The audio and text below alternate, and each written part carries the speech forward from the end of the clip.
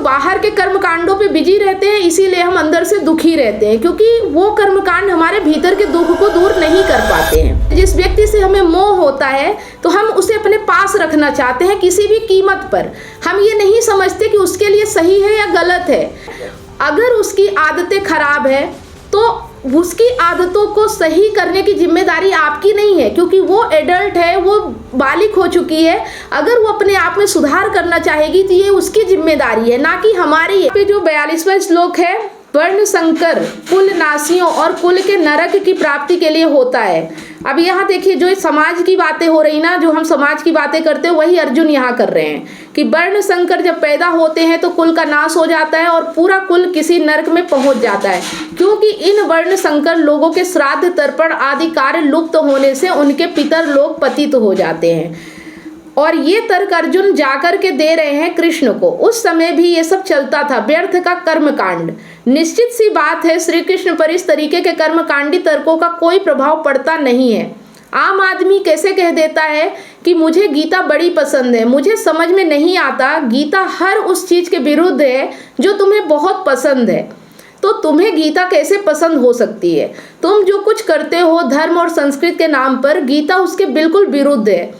तुम्हें गीता कैसे पसंद हो सकती है? यही वजह है कि दुनिया में होंगे 100, 110 करोड़ हिंदू और ऊपरी ऊपरी मौखिक तौर पर सब बोलते होंगे कि गीता तो हमारा पूज्य और प्रिय ग्रंथ है, लेकिन गीता को समझने वाले दुनिया में इस वक्त शायद मुट्ठी भर लोग भी ना हो, और गीता को जीने वाले लोग तो आप उंगलियों पर गिन लो।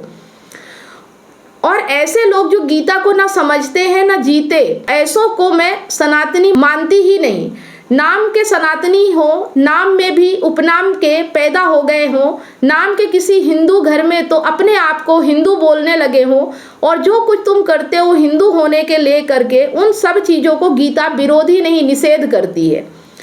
जैसे कि हम जिस धर्म को मानते हैं, जो हम बाहरी धर्म देखते हैं, जैसे आज के समय में चल रहा है हिंदू धर्म, हिंदू साम्राज्य बनाने का, कि हम हिंदू धर्म बनाएंगे, है ना, हिंदू राष्ट्र बनाएंगे। लेकिन लोग यही नहीं समझ रहे कि हिंदू धर्म है क्या। हिंदू धर्म ऐसा नहीं है जो आप बाहर मतलब हिंदू घर में पैदा हो गए, आप हिंदू राष्ट्र में पैदा हो गए तो हिंदू हो गए। हिंदू धर्म का मतलब होता है कि अगर आप गीता पढ़ते हैं, गीता को समझते हैं, आत्मज्ञान है आपको, अपने भीतर आप झांकते हैं, तो सही धर्म वही है ना। जो आप बाहर कर्म कांड करते हैं उसका धर्म से कोई लेना देना नहीं होता है, लेकिन फिर भी हम उसी को मान के अपनी जिंदगी बर्बाद करते रहते हैं। किसी ने हमें कुछ बता दिया, किसी ने हमें कुछ, और हम उन्हीं चीजों पे चलते रहते हैं। जानते हैं तर्क क्या है? श्राद्ध को लेकर के मैंने कुछ बातें कही तो उसमें से लोगों का तर्क आया, अरे श्राद्ध गलत कैसे होता है? श्राद्ध का उल्लेख तो स्वयं गीता में भी है। ये पितर और कर्म कांड और पितरों की आत्माओं को तृप्त करना, ये सब करना, इन सब का उल्लेख तो गीता में भी है, तो श्राद्ध कैसे? तो यहाँ पे कह रहे हैं कि ठीक नहीं है। मतलब गीता में श्राद्ध पितरों की जो बातें आई है ना, वो सही करने के लिए नहीं आई है, वो उनका खंडन करने के लिए आई है कि लोग जो मानते हैं वो गलत है, उस तरीके से ये सब चीजें नहीं होती हैं। तो गीता में किस तरीके से है श्राद्ध का उल्लेख? गीता में उल्लेख ये है कि अर्जुन कह रहे हैं कि अरे वर्ण संकर आ जाएगा तो श्राद्ध कौन करेगा, और कृष्ण कह रहे हैं हटाओ ये मूर्खता की बात तुम्हारी, वर्ण संकर और श्राद्ध तो गीता में श्राद्ध का उल्लेख है श्राद्ध को नकारने के लिए, ना कि श्राद्ध का समर्थन देने के लिए, ठीक है। लेकिन लोग यही कहते हैं कि जो गीता में बातें कही गई हैं वही हम बाहर मान रहे हैं, जबकि वो उसका उल्टा मान रहे हैं। वो कह रहे हैं ये सब हटाओ, लेकिन लोग इन सब चीजों पे भिड़े रहते हैं। और जब हम बाहर के कर्म कांडों पे बिजी रहते हैं, इसीलिए हम अंदर से दुखी रहते हैं, क्योंकि वो कर्म कांड हमारे भीतर के दुख को दूर नहीं कर पाते हैं, ठीक है। तो श्राद्ध की बात हुई और वहां श्राद्ध को नकार ही दिया है कि ऐसा कहा है कि जैसे ही अर्जुन ने कहा कि वर्ण संकर आ जाएंगे फिर श्राद्ध नहीं होगा तो पितरों का पतन हो जाएगा, तो कृष्ण ने बोला अरे अर्जुन धन्यवाद, इतनी अद्भुत बात तो मैंने सोची ही नहीं थी। मैं कहा केशव आज से भगवान तुम लाओ जरा गांडीव मुझे दो और रथ तुम हाको, क्या है कि मुझसे ज्यादा बुद्धिमान तो तुम ही हो। श्राद्ध वाली बात मैंने तो सोचा ही नहीं। और ये वर्ण संकर वाली बात कि एक वर्ण की महिला दूसरे वर्ण में जाकर ब्याह ना करे, ये तो मैंने सोची ही नहीं, तुमने सोची। तो अर्जुन ने सोची क्योंकि अर्जुन इसी समाज का उत्पाद है और ये समाज जितना मूर्ख और पतित आज है, इतना ही लगभग हमेशा रहा है। कृष्ण इसलिए विरल तब भी थे, कृष्ण इसलिए विरल आज भी है। आज भी जात पात से ऊपर नहीं उठ पाए, उस समय भी अर्जुन वही जात पात की बात कर रहे हैं। आज भी आप उथले कर्मकांड में अधिक धर्म को कुछ जानते नहीं है, उस समय भी अर्जुन यही उथले कर्मकांड की बात कर रहे थे। उस समय भी कोई कृष्ण चाहिए थे जो अर्जुन को बोले कि अर्जुन इन चक्करों में मत पड़ो, ये वर्ण और श्राद्ध और पितर और ये सब, आज भी कोई कृष्ण ही होता है जो आपको ये सब समझाता है, पर सुनना तो आपको है नहीं। संस्कृत बनाम अध्यात्म, गीता इन 4 चुनौतियों से लड़ रही है। समझ में आ रही है बात? गीता लड़ रही है आपकी वृत्ति से, गीता लड़ रही है आपकी संस्कृत से, और गीता लड़ रही है आपके मोह से। इन 4 को इसलिए आप 2 में ही समाहित कर सकते हैं, वृत्ति बनाम विचार और संस्कृत बनाम अध्यात्म। क्योंकि पहली बात जो दोनों थी धृतराष्ट्र और दुर्योधन की, वो तीसरी बात में आकर समा जाती है। धृतराष्ट्र के पास क्या था? पुत्र मोह। दुर्योधन के पास क्या है? भय। और अर्जुन के पास क्या है? रक्त मोह या अतीत मोह या ममता। ये चीजें हमारे अंदर भी होती है कि नहीं होती, पहले बताइए। पुत्र मोह, ठीक है, और भय और रक्त मोह, यही चीजें होती है ना हमारे पास। अब यहाँ देखिए, धृतराष्ट्र के पास था पुत्र मोह, वो हम सबके पास होता है। अर्जुन के पास है रक्त मोह, हम भी अपने बेटे, अपने पत्नी, अपने भाई, इन सब से रक्त मोह करते हैं। और अतीत मोह मतलब हमारा जो पहले का जो रिश्ता है, जो संबंध है किसी से, उन चीज़ों पे भी हम विचार करते हैं, है ना। जैसे कि मेरी पत्नी, मेरी शादी हुई थी 10 साल पहले, तो आज भी वो मेरी पत्नी है। भले वो 10 साल जैसी अवस्था नहीं है, आज हमारी स्थिति कुछ और है, लेकिन हम चिंता करेंगे कि हमारी शादी हुई थी इसलिए हमें निभाना है, ये हमारी मजबूरी बन जाती है, ठीक है। तो अतीत की जो टेंशन होती है वो भी हमारी मजबूरी हो जाती है। तो यहाँ पे जो आपकी समस्याएं हैं, तो गीता हमें शुरू में ही बता देती है कि कौन सी समस्याएं हैं जिनको वो संबोधित करेंगी। पहली समस्या होगी वृत्ति की, दूसरी होगी संस्कृत की। तो अब आपसे कोई पूछे कि गीता किस लिए है, तो कहिए गीता है भीतर से हमारी वृत्ति को चुनौती देने के लिए और बाहर से हमारी संस्कृत को चुनौती देने के लिए। और भीतर वृत्ति ही बाहरी संस्कृत बन जाती है। जब हमारे भीतर मोह आता है तो फिर हमारे विचार ऐसे होते हैं कि हम बाहर से उनमें कुछ भरना चाहते हैं। जैसे कि अगर हमें एक उदाहरण से समझते हैं, जैसे कि हम एक बरगद का पेड़ लाते हैं, ठीक है, और उस पेड़ को हम गमले में लगाते हैं। ये हमारा मोह है कि हम गमले में लगा के बरगद को, पेड़ को अपने लॉन में रखेंगे या बालकनी में रखेंगे या छत पे रखेंगे ताकि वो हमारे पास रहे, ठीक है, ये हमारा मोह हो गया। लेकिन अगर हमारा प्यार है बरगद के लिए तो वो ये होगा कि हम उसे जंगल में लगा के आए ताकि वो विशाल वृक्ष बने, ना कि हम अपने गमले में लगाएं। इसी तरह से जिस व्यक्ति से हमें मोह होता है तो हम उसे अपने पास रखना चाहते हैं किसी भी कीमत पर। हम ये नहीं समझते कि उसके लिए सही है या गलत है। जैसे कि मान लीजिए हमें अपने पुत्र से मोह है, अब हमें पुत्र को मोह है इसलिए हम उसे अपने से दूर नहीं करेंगे, अलग नहीं होने देंगे, लेकिन उसके लिए अच्छा है कि वो कहीं बाहर जाके पढ़ाई करे या किसी हॉस्टल में जाए या कहीं अच्छी शिक्षा प्राप्त करे, गुरुकुल में जाए। लेकिन हम क्या करेंगे कि हमारा मोह है इसलिए हम उसको अपने से दूर जाने नहीं देंगे। अपने मोह के कारण हम उसकी जिंदगी बर्बाद कर देते हैं। तो इसे कहते हैं मोह। और फिर यही चीजें हमारे बाहर संस्कृत बन जाती है कि हमारी संस्कृत ऐसी है, हमारा धर्म ऐसा है, हमारे पूर्वजों ने ऐसा किया इसलिए हम भी ऐसा कर रहे हैं। यही फिर हमारी संस्कृत बन जाती है। ठीक है, आ रहा समझ में? जी। भीतर से गीता है हमारी वृत्ति को चुनौती देने के लिए और बाहर से गीता है हमारी संस्कृत को चुनौती देने के लिए। गीता का काम है।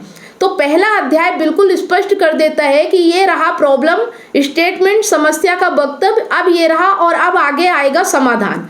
ठीक है, अभी तक हमने जो इसमें समझा है अध्याय 1 में, वो सारी बातें थी हमारी समस्या की, मतलब हमारी समस्याएं क्या क्या हो सकती हैं। अगर हमारी पत्नी हमें दुख दे रही है, ज़्यादातर आप लोग जो जुड़े हुए हैं वो पत्नी से परेशान लोग हैं, कि अगर हमारी पत्नी हमें दुख दे रही है और हम उस दुख को दूर नहीं कर पा रहे, हम कहते हैं अगर पत्नी सही हो जाए तो हमारा दुख दूर हो जाएगा। ठीक है, लेकिन हम ये नहीं कह पा रहे हैं कि पत्नी हमारे जीवन में जब आई थी तो हमारी ही कोई कामना थी और आज वो हमारे हिसाब से नहीं चल रही है, इसलिए हमें उससे दुख हो रहा है। ये हम एक्सेप्ट नहीं कर पा रहे हैं। अगर उसकी आदतें खराब है तो उसकी आदतों को सही करने की जिम्मेदारी आपकी नहीं है, क्योंकि वो एडल्ट है, वो बालिग हो चुकी है। अगर वो अपने आप में सुधार करना चाहेगी तो ये उसकी जिम्मेदारी है, ना कि हमारी है। अगर वो सही है तो हम उसके साथ आगे बढ़ेंगे, गलत है तो हम उसके साथ आगे बढ़ने के लिए जिम्मेदार नहीं है। उसकी ज़िंदगी है, वो चाहे गलत दिशा जाए चाहे सही दिशा जाए, हमारा फर्ज है कि उसे बता देना कि तुम्हारे जीवन में जो भी तुम कर्म कर रहे हो उससे हमारे जीवन में प्रभाव हो रहा है और हम तुम्हारे साथ आगे नहीं बढ़ सकते। एक बाउंड्री सेट करना कि ये बाउंड्री है, या तो तुम मुझे चुन लो या अपनी गलत हरकतों को चुन लो। तुम्हें किसका साथ ज़्यादा पसंद है? तुम अपनी हरकतों के साथ रहना खुश रह सकती हो या तुम मेरे साथ रहना चाहती हो? ये हम बाउंड्री सेट करते हैं, ठीक है। और इस बाउंड्री पे अगर वो सेट नहीं हो रही है तो फिर हम क्यों रो रहे हैं, हम क्यों दुखी हो रहे हैं कि सामने वाला ऐसा है? हम तो हमारे जीवन की जिम्मेदारी लो ना कि हमारे कर्म अच्छे होने चाहिए, और हमें ऐसे व्यक्ति के साथ रहना जिसके कर्म अच्छे हैं, जिसके कर्म बुरे हैं हम क्यों उसकी जिम्मेदारी ले? उसके कर्मों की सजा वो भुगतेगा, हम क्यों भुगत रहे? और हम अगर भुगत रहे ना तो इसका रीजन ही यही है कि हम उसके साथ हैं, बंधे हुए हैं, हम उसका साथ छोड़ नहीं पा रहे हैं, हम मजबूर हैं। हमारी कोई ना कोई कामना ऐसी है जो हमें रोक रही है कुछ भी सही करने से, ठीक है। या तो हम दुखी हो रहे हैं मोह के कारण, या समाज के कारण, या बंधनों के कारण, या हमें लोगों ने ऐसा बता दिया है कि पति पत्नी का रिश्ता ऐसा होता है कि इसे ऐसे तोड़ नहीं देना चाहिए।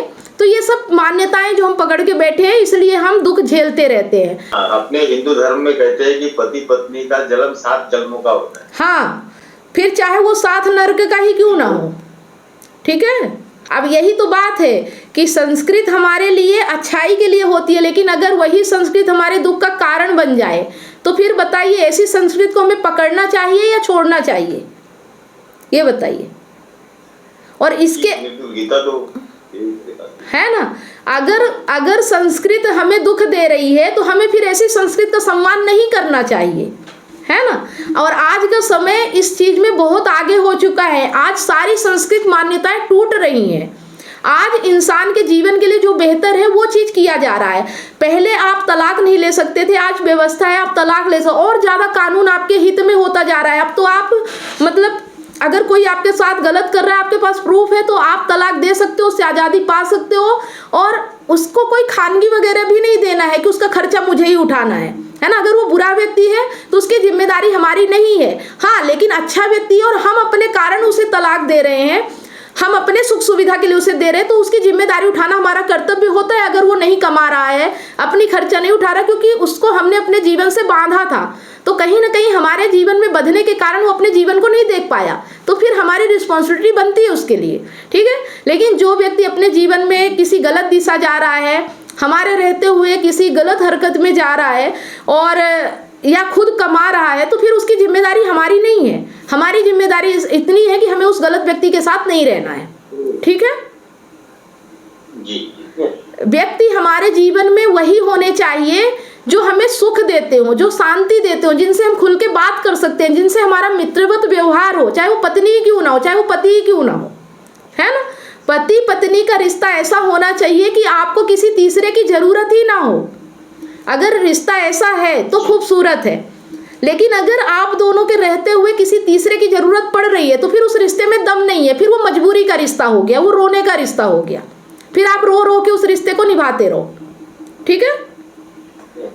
और एक चीज और है कि अगर आप ये स्वीकार करते हो कि आप मजबूर हो, इस चीज को समझते हो कि आप इस रिश्ते को तोड़ नहीं पा रहे हो, तो फिर उस व्यक्ति की शिकायत करना बंद कर दो। जब रहना ही है तो उसकी अच्छाइयों को देखो और खुश रहो, फिर उसमें कमियां निकालना बंद कर दो, ठीक है।